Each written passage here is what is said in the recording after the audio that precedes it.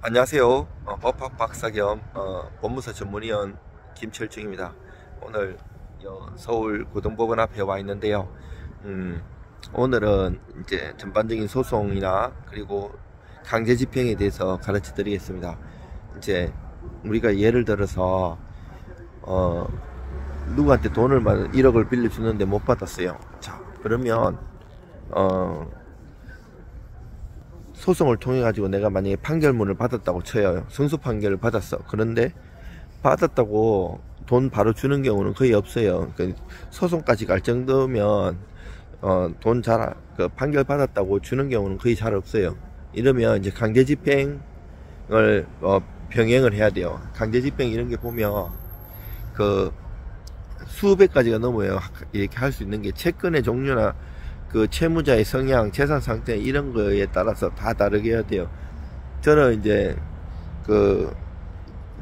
대기업 거래처 법무사로서 13년 동안이나 대기업하고 은행권에 법무사로서 강제집행 소송에서 강제집행해갖고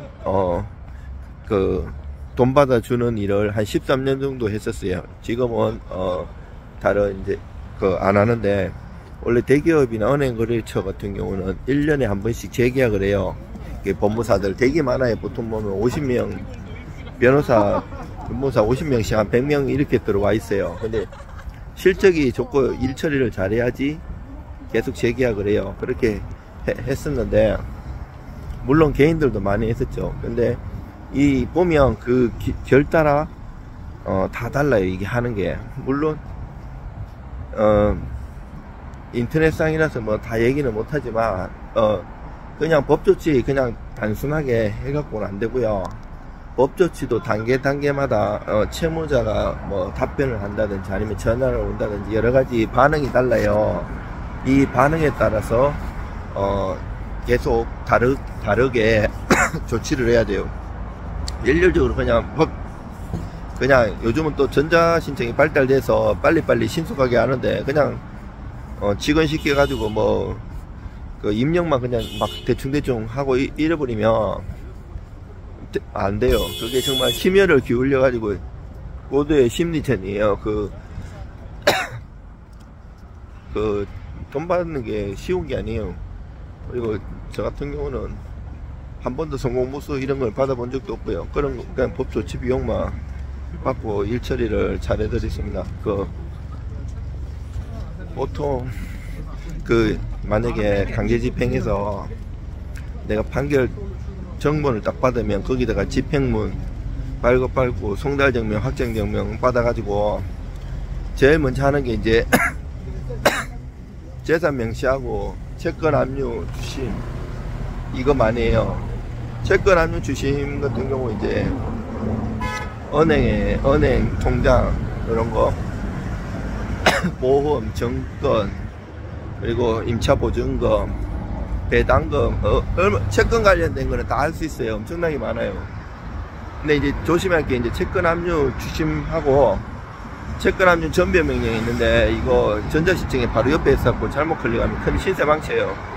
이게 어떤 차이인가 하면, 채권 압류 전부 명령은 내가 독점해요. 내가 먼저 1순위로 딱 하면 내가 다 가져가요. 근데 채권 압류 주심은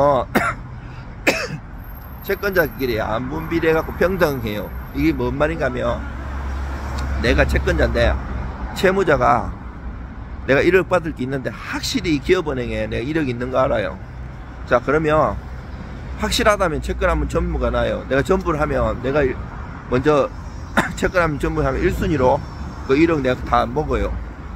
근데 여기다가 채권 압류 주심을 하면 내가 1억 받을 게 있어갖고 여기 1억 압류 주심하고 B라는 사람이 2억 받을 게 있어가지고 거기다 또 채권 압류 주심했어요. C라는 사람이 3억 받을 게 있어가지고 채권 압류 주심하면 1대 2대 3으로 비례해가지고 반분 비례로 가져가거든요. 자, 채권 압류 주심하면 이런 단점이 있는데, 장점이 뭔가 하면, 내가 기업원에 확실히 있을 줄 알고 했는데 없었어. 그러면 내가 또 다른 데다가 압류할 수 있어요. 못 받으면 금액만큼. 이중 압류가 아니거든요. 근데 채권 압류 전부 명령을 해버리면 내가 1순위가 되는 대신에 단점이, 그 만약에 돈이 없으면 나는 다른 데다 이제 강제 집행 못해요. 돈 받았는 걸로 치기 때문에. 이거 때문에 사고가 많이 나요. 다른데 뭐 아파트가 있어도 경매 못 넣어요. 내가 지금 얘기하고 있는 거는 시간상 제약 때문에 바쁘기 때문에 여기 앉아서 하지도 못해요. 제가 이거 걸어다니면서 맨날 찍고 있는데, 뭐 저는 편집할 시간도 없고 해서 그냥 이렇게 보고 하는 것도 아니고, 그냥 생각나는 대로 유튜브 이렇게 핸드폰 들고 그냥 거치대도 없이 손으로 지금 양쪽 손 들고 이렇게 하는 거예요. 그렇지만 제가 얘기하는 건 어디서도 들을 수 없는 얘기, 경험에 의한 거예요. 자, 이렇게 이제 만약에 이렇게 하고 또 방법이 되게 많아요. 이렇게 하다가 이제 6개월 지나면 할 수 있는 게, 확정되고 6개월 동안 안 갚으면 할 수 있는 게 이제 채무불이행자 명부등재예요. 이 채무불이행자 명부등재 같은 경우는 신용불량자 만들기 때문에, 뭐 내가 만약에 대출을 받은 게 있어도 은행에서 대기 압박 와요. 신용불량자가 됐기 때문에 빨리 갚으라고 엄청나게 많이 연락이 오고, 이제 은행 거래 같은 것도 안 되죠. 심지어는 핸드폰 이런 것도 못 쓸 때도 많아요. 예, 많이 하기 때문에.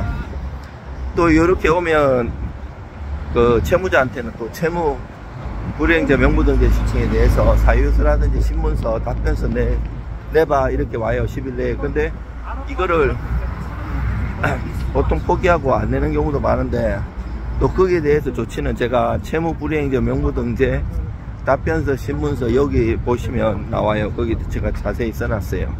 이거 유튜브에도 많이 얘기했어요. 블로그에도 해놓고요. 자, 여러분 이제 경매 같은 것도 요 판결 받았고 하는 거는 강제경매예요. 만약에 내가 판결 없이 그냥 돈 빌려주고 채무자의 부동산에다가 건저당권 설정하면 거기에 기해서 하는 것은 임의경매거든요.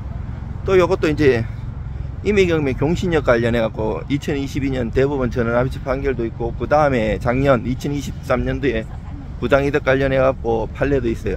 요거 제가 이틀 전에 서울중앙지방법원에 가가지고 그 유튜브에 올리는 거 있어요. 그런 것도 참조하시고, 이제 재산 명시 같은 거 사람들이 별로 효과 없어 이렇게 생각하는 거 있는데, 그거 안 해본 사람 얘기고요. 그것도 효과가 참 좋아요.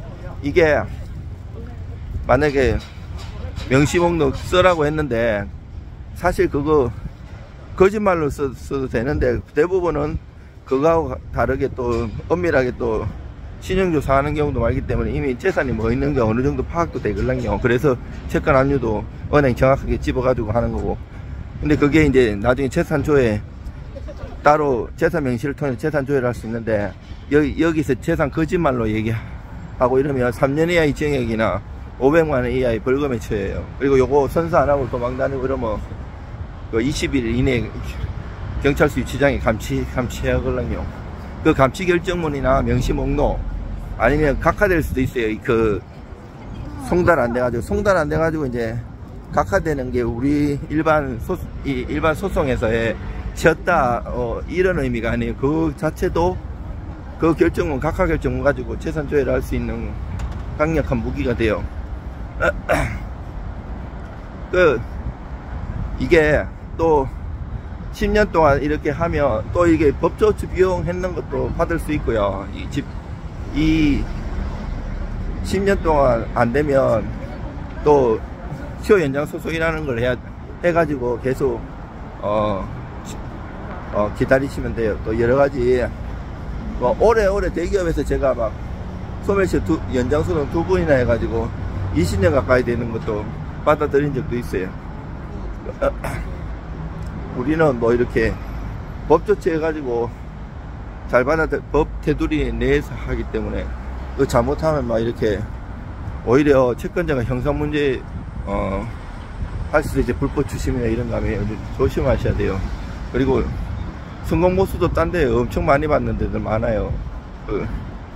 저는 밥 한 끼 사주도 안 받아 먹습니다. 그런 거 정확하게 일의 보람을 느끼면서 하는 사람이고요. 그리고 소송에도 크게는 이행소송, 확인소송, 형성소송 이런 게 있는데 이 소송의 종류도 수천 가지가 넘어요.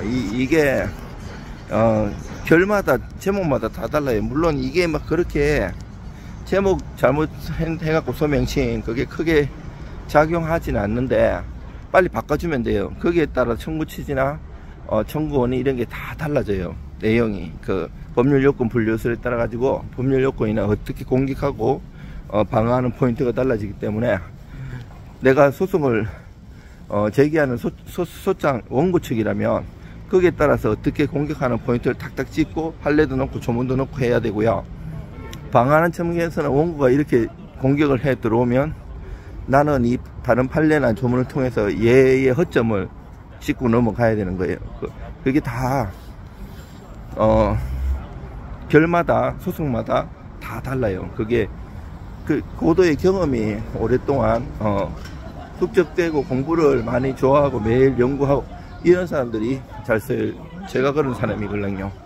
박사학위도 땄고 대학교 겸임교수도 하고 논문을 계속 주기적으로 쓰면서 연구를 많이 합니다. 여러분들 힘내시고요. 뭐 채권자는 채권자대로 돈 못 받아서 속상하시고 채무자는 또 채무자대로 여러가지 힘듦이 있고 이러는데 뭐 대화를 해가지고 해결되면 좋고요. 대화가 또 해결이 안 되고 이러면 법 테두리 내에서 법으로 해결할 수밖에 없습니다. 여러분들 힘내십시오.